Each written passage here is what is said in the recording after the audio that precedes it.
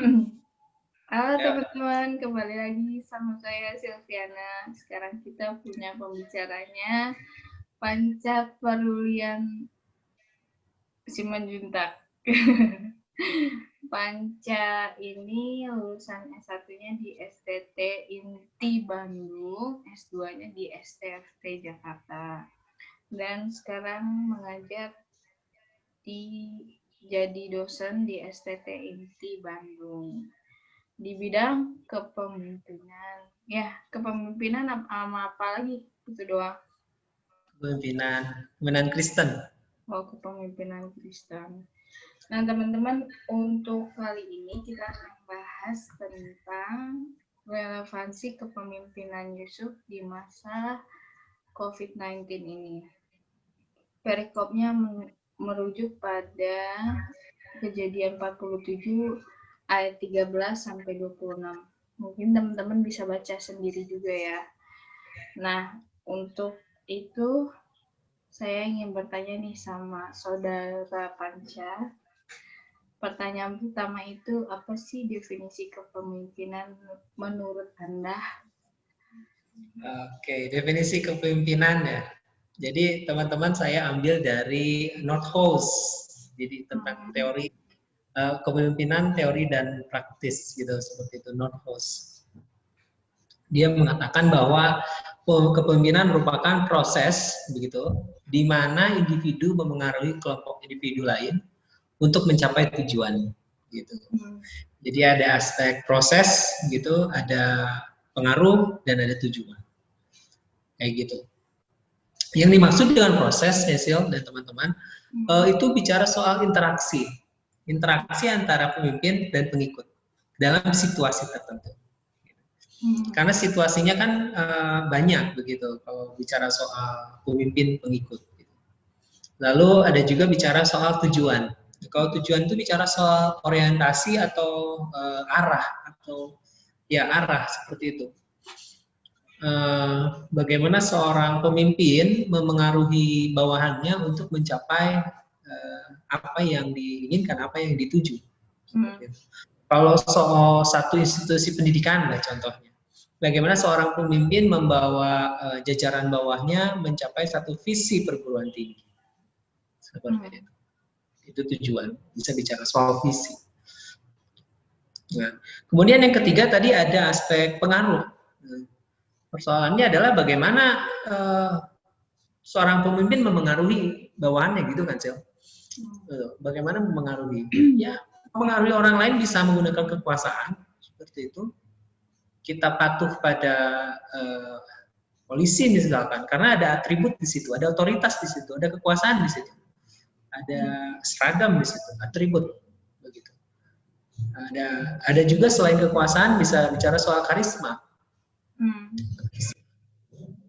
Kita melihat orang itu berkarisma gitu. Kita mau mengikuti dia. Kemudian yang terakhir bicara soal teladan. Ya, kadang-kadang kita lihat pemimpin kita nih orang kerjanya bagus atau enggak. Kalau kerjanya bagus ya menjadi teladan gitu. Kalau karakternya bagus ya menjadi teladan dan kita mau ikut dia. Kayak gitu kan, Cel? Seperti itu. Dan kalau bicara soal konteks institusi misalnya, bagaimana seorang pemimpin memengaruhi bawahannya itu dengan gaya kepemimpinan. Gaya kepemimpinan itu contohnya seperti pemimpin yang berorientasi pada penyelesaian tugas misalkan. Gayanya dia akan otoritatif. Ada tugas A, lu harus beres tugas A. Itu otoritatif. Ada juga orientasinya ke hubungan di situ pemimpin. Misalkan dia lebih senang menciptakan hubungan di dalam satu institusi, hubungan yang harmonis, hubungan yang baik antara pekerja, antara karyawan, menciptakan suasana yang baik di kantor seperti itu, suasana yang nyaman. Nah itu orientasinya hubungan. Seperti itu. Tergantung pengikutnya dia lebih senang pemimpin yang mana. Kalau saya pribadi lebih senang orang yang orientasinya tugas, otoritatif. Ya udah jadi jelas kan. Kalau yang orientasi hubungan ya suasana kantor oke, begitu, tetapi Tapi kan biasanya dia akan terlalu santuy deh seperti ngeflow ya. Kayak kita dulu waktu S2 kan ngeflow gitu, santuy, merepotkan dosen pembimbing, jadi itu kan enak. Ngikutin aja. Di akhir pembimbingan kan kita berdua yang belajar, malah dosen pembimbing akan bilang, saya yang belajar. Ketemu orang kayak kalian. Saya yang belajar. Ngerjain bapak dosen pembimbingnya. Tapi kita jadi inget banget sama bapak itu ya. Sebutin oknumnya? Enggak lah, jangan ya. Lalu, iya, itu salah satu contoh itu, Sil. Dia tidak berorientasi pada tugas gitu. Kita kumpul aja, kita kan santuy banget kan, kumpul revisian atau segala macam. Itu pengalaman kita gitu. Lalu bagaimana seorang memengaruhi orang lain dengan keterampilannya? Misalkan technical skills, begitu. Orang yang memiliki keterampilan teknis, kompetensi secara teknis, dia pandai akan bidang-bidang tertentu seperti itu. Itu hal-hal teknis, hal-hal teknikal. Mungkin ini bicara juga soal kompetensi. Ya kita lihat nih pemimpin kita ini punya keterampilan apa begitu, punya hal-hal apa, ahli dalam bidang apa begitu. Kalau kita bicara soal teologi kan, lalu kita bicara soal teknisi listrik, orang akan lebih percaya dengan teknisi listrik dong, gitu kan, seperti itu. Dia pasti akan dipimpin oleh teknisi listrik juga kalau itu pekerjaannya berkaitan dengan teknisi listrik, kira-kira seperti itu. Lalu keterampilan yang kedua adalah bicara soal human skills, Sil. Nah, contohnya lu dah, Sil. Silvi ini memiliki keterampilan manusia yang sangat baik. Temannya banyak di mana-mana, kayak nasi padang, asik. Nasi padang menunya banyak. Contohnya lu, Sil, lu punya keterampilan manusia yang bagus. Maksudnya bagaimana membangun hubungan, menciptakan suasana yang baik seperti itu, yaitu human skills. Lalu yang terakhir juga orang bisa memengaruhi orang lain dengan skills konseptualnya, ide-ide abstraknya, konsep-konsepnya, begitu. Dan ini biasanya dituntut oleh pemimpin tingkat atas. Tingkat atas itu sekelas CEO seperti itu. Dia lemparkan konsep biar diterjemahin aja sama bawahannya. Ya gitu. Pemimpin gereja itu harusnya sebenarnya di sini, conceptual skills. Dia kasih visi gereja ini mau ini. Nah, ini konseptual. Ya gitu. Atau konteks, kita masuk ke konteks keluarga misalkan. Bagaimana seorang pemimpin memengaruhi pengikutnya, konteks keluarga. Mungkin seorang anak dia akan melihat karakter orang tuanya. Gitu. Kalau karakter orang tuanya baik, lalu dia bertanggung jawab, ya pasti kita juga apa yang dia katakan pasti kita dengar. Setuju nggak sih? Setuju. Saya pikir gitu. Yang jadi persoalan kan kalau misalkan orang tua kita tidak memiliki integritas, gitu. Agak susah ya mau nurut sama orang seperti itu. Ya jujur aja kan, begitu. Itu karakter. Seperti itu. Biasanya sih keluarga faktor karakter.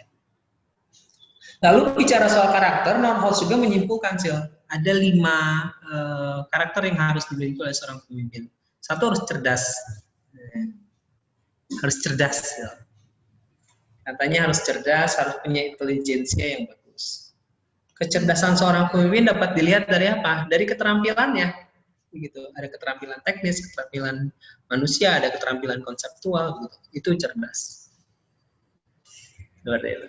Lalu yang kedua adalah keyakinan diri, kepercayaan diri. Nah sekarang gini, gimana kita memiliki seorang pemimpin yang ngomong di depan aja misalkan ngegetar tangannya, gitu, ngegetar tangannya, nggak punya keyakinan, kan susah ya. Gimana mau meyakinkan orang lain kalau dia nggak yakin sama diri sendiri? Asli. Nah, gitu aja. Quote of the day.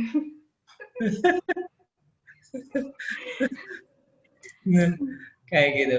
Gimana kita mau yakinin ke jemaat, kamu harus beriman gitu. Sedangkan kita sebagai pemimpin di gereja atau staf gereja nggak mencerminkan iman yang dikatakan. Ini agak susah ya. Harus punya keyakinan diri. Lalu yang ketiga adalah ketekunan. Nah, ini ketekunan. Harus gigih, harus tekun. Tekun akan apa? Dikasih tugas nih, jadi dikerjain sampai beres minimal, tepat waktu. Kayak gitu. Kayak kita dulu kan. Betul banget. Dikasih tugas 4, ditawar 2 loh, bener-bener.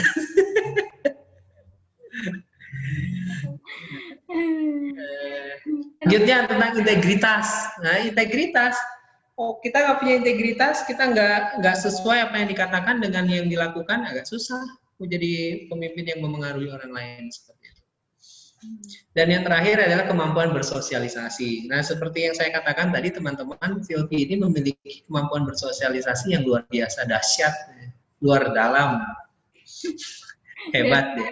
Kalau mau belajar, ya. Kemampuan bersosialisasi Sylvie perlu belajar. Ya, hubungi hotline di bawah ini untuk menghubungi Sylvie. Ya, Sylvia. Saya juga banyak belajar dari Sylvie tentang kemampuan bersosialisasi. Aduh. Axel, itu definisi. Ada komentar, silahkan. Ini bukan Q&A lu. Q&A gue ini, kenapa lu nanya komentar? Oke. Nah, terima kasih ya buat penjelasan kepemimpinannya Panca. Untuk teman-teman kan mungkin cuma tahu pemimpinnya atasan, terus ada bawahan, dia yang paling atas gitu. Nah, kenapa saya tertarik untuk membahas perikop ini juga di kejadian 47 mengenai Yusuf, karena dan Panca dalam bidang kepemimpinan sekarang ini ya, membahas sebagai pengajar, karena dalam perikop ini tuh menurut saya agak membingungkan gitu sikapnya Yusuf sebagai pemimpin.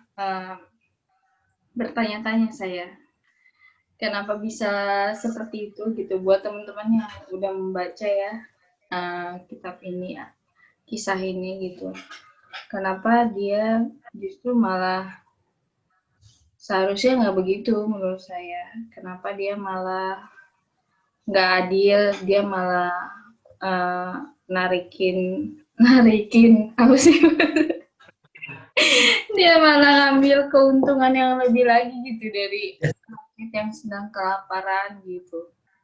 Dikuras habis-habis gitu. Nah, menurut Panca gimana sih sebenarnya modal kepemimpinan Yusuf di dalam perikop ini gitu? Ya, melihat perikop kejadian 47 sampai 13 sampai 26 ya, kita memang bisa merefleksikannya seperti yang diungkapkan oleh Sylvie, teman-teman. Kok sepertinya orang lagi kelaparan kok di apa ya, tanda kutip diperas gitu ya, Sil ya. Oh, sampai akhirnya habis duitnya,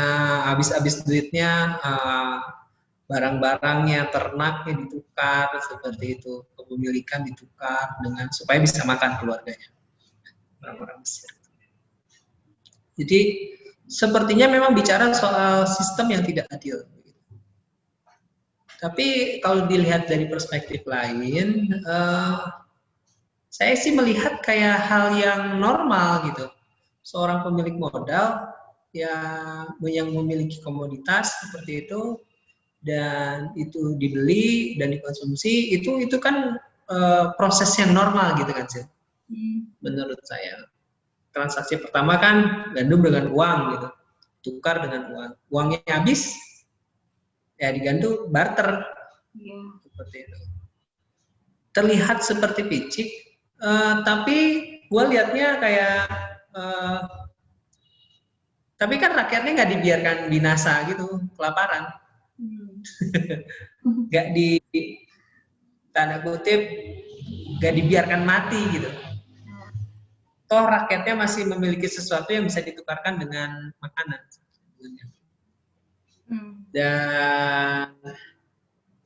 Dan Firaun mendapatkan keuntungan. Jadi gue lihatnya kayak ini win-win lah, win-win. Jadi ya rakyat bisa makan dengan konsekuensi yang dimiliki seperti itu. Lalu Firaun mendapatkan keuntungan, Mesir mendapatkan keuntungan. Sehingga refleksi saya, sebetulnya kepemimpinan Yusuf ini sangat baik. Dia mampu memanage di masa kelimpahan Mesir gitu, sehingga memiliki pasokan gandum yang cukup. Kayak gitu kan? Ya. Justru akan jadi masalah kalau Yusuf tidak bisa memanage dengan baik. Bayangkan, terjadilah kelaparan. Ya bisa ada korban, tidak ada makanan.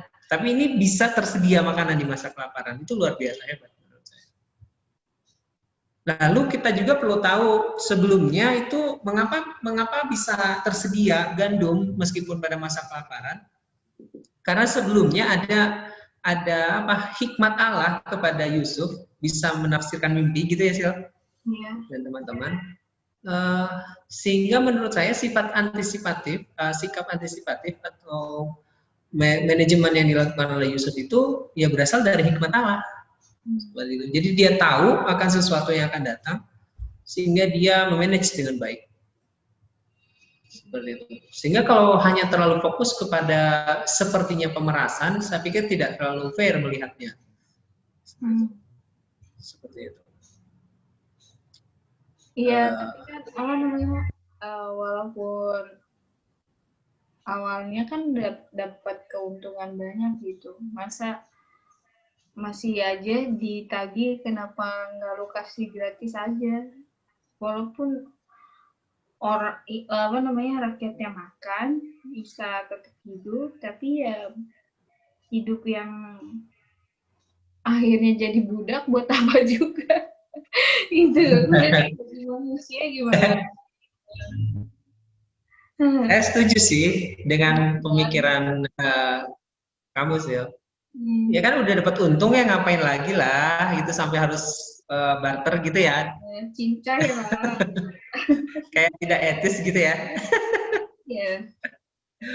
3 kali ternaknya habis, tanahnya habis, terus lu hidup cuma buat makan, habis itu jadi budak buat apa gitu. Ya. Kalau fokusnya ke itu ya memang sepertinya abusive ya si Yusuf ini, kayak menyeleweng, saya kayak menggunakan kekuasaannya untuk bisa seperti memeras begitu ya. Tapi kalau dilihat di teks-teks tersebut ada juga kok perhatian Yusuf kepada imam misalkan. Dibedakan kan Sil? Iya. Dibedakan seperti itu. Itu saya pikir fair. Jadi tidak hanya mengambil tanda kutip keuntungan, tapi juga dia memerhatikan para imam. Tanahnya di ayat berapa itu, di ayat terakhir itu Sil ya? Iya. Tidak intinya diperhatikan, ada pembedaan seperti itu kan. Memang dikasih tetap sama mereka. Nah, sehingga kalau saya lihat, saya lebih lihatnya seperti ini. Manajemen dari Yusuf ini sangat baik, dalam arti dia tidak hanya memikirkan pada saat masa kelimpahan, tapi juga bagaimana dia memikirkan pada saat masa kesukaran, seperti itu kan. Nah, itu sangat penting sekali, apalagi kalau nanti dikaitkan dengan peristiwa yang sedang kita alami, yaitu COVID-19 seperti itu kan. Masa sukar, tanda kutip sukar, relatif sukar seperti itu, dan itu dampaknya sudah menyentuh seluruh aspek kehidupan seperti itu, dan dirasakan oleh seluruh negara. Kayak gitu. Sehingga kalau Sylvie merasa bahwa itu masih dilihat ada ketidakadilan, ya saya pun melihatnya sepertinya seperti itu. Tapi saya berusaha untuk melihat dari perspektif lain. Ya, apa karena emang supaya ya benar sih, supaya rakyatnya bisa tetap hidup aja, untuk supaya rakyatnya bisa bertambah banyak setiap hari gitu kan. Atau bisa jadi, atau bisa jadi ini ada alasan teologis nggak sih, Sil? Perikop ini dia pengen nunjukin kalau Yusuf itu meskipun kelaparan tapi diluputkan, malah mendapatkan kesejahteraan. Gitu. Kayak ada pesan teologis gitu di situ. Meskipun meskipun dengan cara tanda kutip memeras gitu. Kalau mau pakai term itu. Tapi kalau poin yang saya tekankan tadi tentang pentingnya tidak hanya memikirkan hari ini tetapi masa yang akan datang, masalah berjaga-jaga. Harusnya rakyat Mesir juga kan mikir dong waktu masa kelimpahan kenapa nggak memikirkan masa kesukaran yang akan datang, ya nggak sih? Iya. Ya harusnya kan punya sikap antisipatif juga kan seperti itu. Nah maksudnya ini juga nih yang mau aku bahas gitu, relevansinya untuk sekarang emang nggak ada yang bisa duga COVID-19 ini bakal datang gitu. Ya. Cuman ya kita sebagai pemerintah, sebagai pemimpin maupun kita sendiri dalam rumah kita sendiri gitu harus ada ini kan persiapan gitu. Nah ini bisa gak sih dilihat kaitannya gitu, Cak, menurut kamu?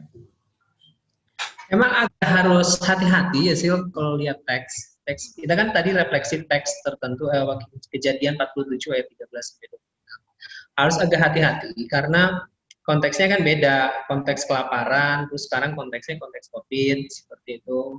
Iya. Konteks penyakit. Lalu kalau dilihat teksnya juga kan peristiwa kelaparan ini sudah bisa diantisipasi oleh Yusuf karena melalui mimpi atau sebagainya. Sedangkan COVID ini kan muncul, tiba-tiba menyebar, terdampak ekonomi dan lain-lain sampai hari ini seperti itu kan. Jadi situasinya memang sangat sama perut manusia sekarang. Ya sampai oke. Kalau mau dikaitkan tentang ekonomi kan secara tidak langsung memang kena ke situ ya. Gitu ya Sil ya. Semuanya lagi sedang berjuang gitu, semuanya. Enggak gitu.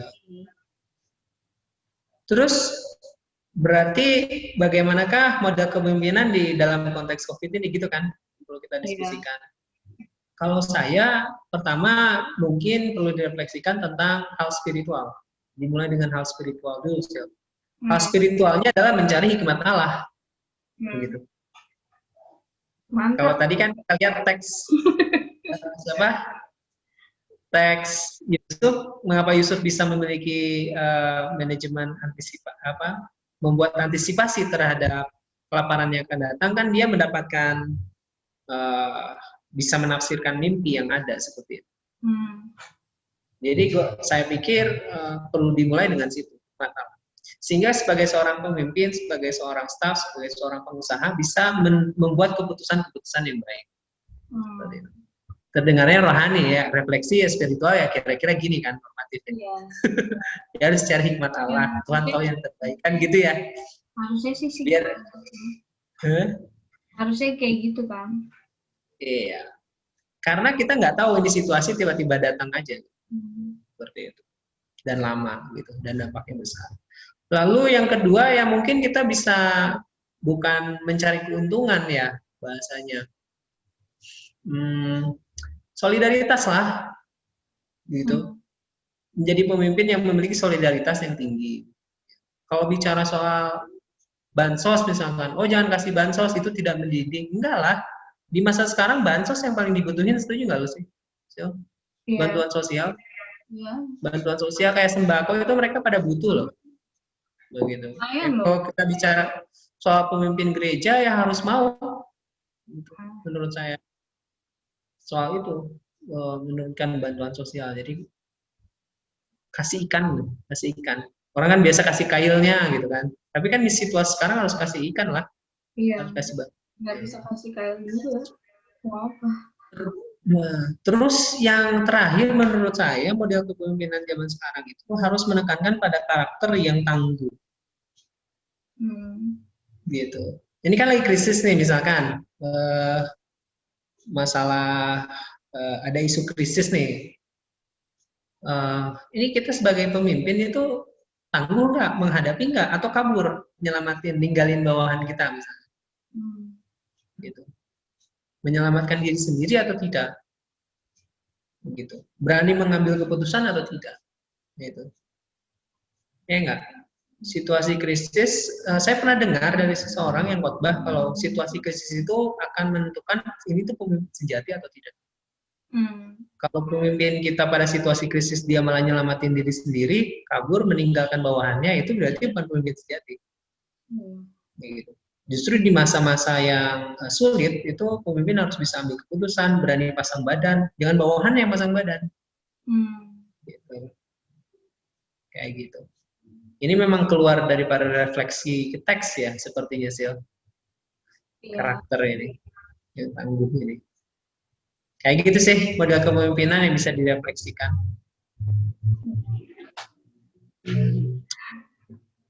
Gimana sih? Cuman ya nggak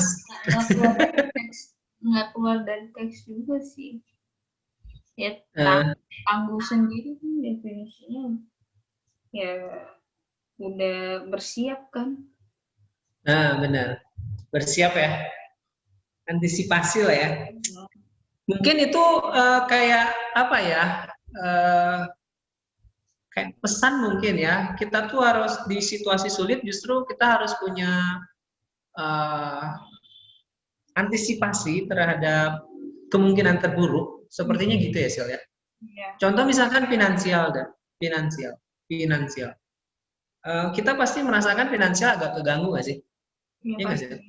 Nah, teman-teman yang nonton pasti merasa seperti itu juga lah. Finansial agak keganggu, usaha keganggu, ya kan Sil? Sehingga menurut saya hal penting itu adalah kalau urusan finansial dana darurat loh situasi sekarang. Benar nggak? Benar. Dana darurat, begitu. Selain investasi gitu. Jadi manajemen finansial yang lebih baik. Contoh dana darurat ya minimal 3-6 bulan lah siapkan dana darurat. Siapa tahu terjadi hal-hal yang tidak diinginkan, kita masih bisa makan gitu. Iya, karena kan nggak sampai jual ginjal sih. Karena kan ini ya udah terjadi kan, ya persiapan ke depannya lagi kan, kita nggak tahu sampai kapan ini bisa berakhir. Iya. Ya, kalau situasi COVID ini kan kita nunggu vaksin ya, benar nggak sih? Iya. Sampai selesai. Ya, kita harus bisa memiliki antisipasi, khususnya finansial. Seperti itu. Lalu, apa lagi ya? Mentalitas juga perlu dijaga. Pemimpin harus punya mental yang seperti saya singgung tadi, tangguh lah.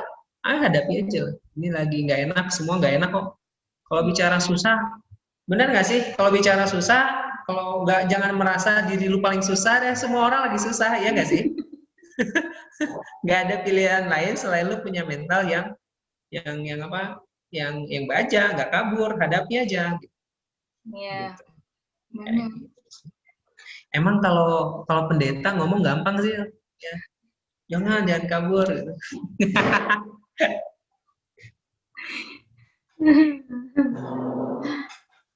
Gimana sih? Itu sih ya membingungkan, cuman yang menarik dan semoga membantu ya buat teman-teman yang sama-sama sedang berjuang saat ini. Iya. Itu udah termasuk juga pertanyaan terakhir ya. Pesan untuk pemerintah dan masyarakat ya? Iya. Udah di situ semua lah. Terakhir. Kayaknya pesan untuk pemerintah, kayaknya ya kita lihat kan pemerintah Indonesia sudah berupaya, saya pikir, gitu kan, untuk menolong. Ada bantuan-bantuan, saya pikir itu baik. Kebijakan-kebijakan juga sudah keluar. Jadi sebenarnya pemerintah juga nggak diinginkan. Di Bandung gimana? Di Bandung kayak nggak ada corona. Kalau di jalan raya itu rame aja. Padahal corona terus nambah. Gitu. Yang pasti sih protokol kesehatan lah. Iya. Pakai masker. Ya jangan nakal lah. Dianjurkan oleh pemerintah pakai masker, cuci tangan, gitu. Protokol kesehatan, jaga jarak, gitu. Ya, Silvi dan teman-teman saya pikir ya nggak ada salahnya lah kita mengikuti anjuran pemerintah tentang menjaga protokol kesehatan, melakukan protokol kesehatan ini seperti itu. Iya, Kalau karena kebaikan sendiri juga. Begitu. Atau kalau misalkan lo bisnis, pesannya paling apa ya, Sil? Kayak ya jangan ambil keuntungan lah kalau misalkan bisnis. Misalkan kayak waktu itu supply masker dikit kan, harga jadi melambung kan. Ya. Aduh, nah itulah. Nah, Jangan ini ambil lagi keuntungannya masalah lagi gila-gila. yang masker scuba. Ya boleh ambil untung tapi jangan membinasakan orang lain, ya nggak sih? Kan lu juga apa kan pelaku bisnis kan, ngerti lah soalnya. Ya, itu dia, Sil. Itu dia teman-teman perbincangan kita hari ini. Terima kasih untuk saudara Panca sudah mau diajak berbincang-bincang di channel YouTube saya. Ya, sama-sama. Ya, Panca. Sukses ya channel YouTube-nya ya, biar terkenal seluruh dunia.